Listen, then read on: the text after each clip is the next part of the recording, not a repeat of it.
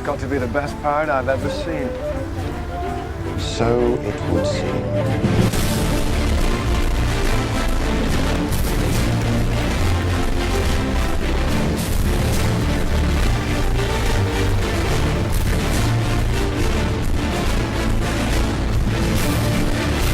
Michael Phelps right there.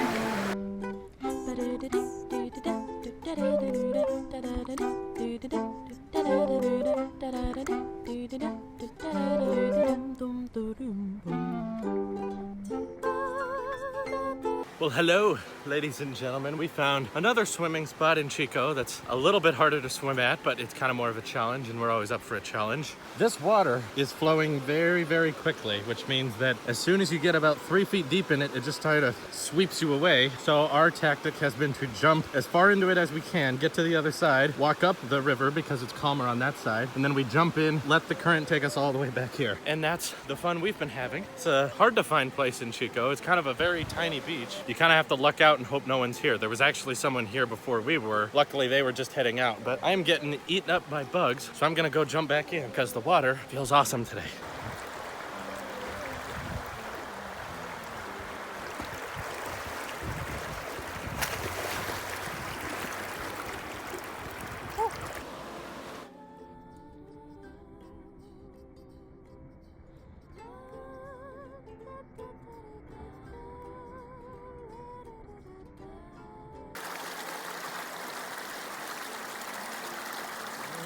Yeah.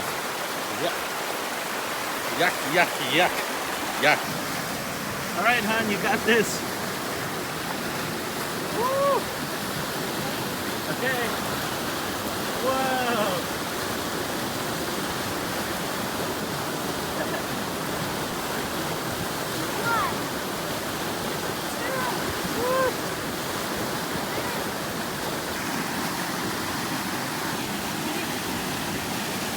And let's go. There she goes. Woo.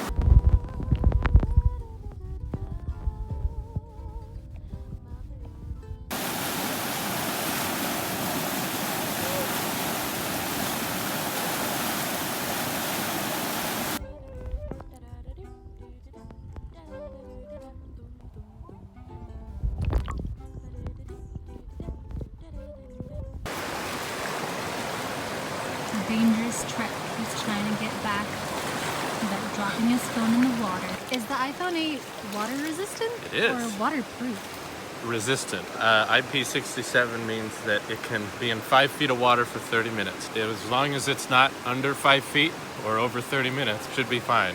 And we didn't do either. But either way, I don't like testing it. I still get skeptical anytime I put something like the watch. It's IP68. That means you can go 100 feet underwater and it'll be fine. So I don't worry about the watch. But the phone, I don't want to mess that up. So I'm glad the product red too. That Oh was yeah, nice. it's doing a good job so far today. Really good underwater shots. It's cool. Our phones can do that now. So I have to give credit where credit is due about my little Apple Watch here. That was a really fun time at the Chico River. The water was pretty cool, but rushing pretty fast. Water was not that deep, but still moving very, very quickly so that you couldn't really stand up if you were in the middle of the creek. Basically, the only way we could have any sort of fun was to stay in the shallow parts, walk up the creek, and then just let the current take us down really, really fast. It wasn't dangerous or anything because we could still pretty much stop ourselves as long as we picked one side of the creek, but while I was swimming underneath the pretty shallow water, I scraped my Apple Watch Series 3 across this rock so hard that I could actually hear it underwater. I just heard the physical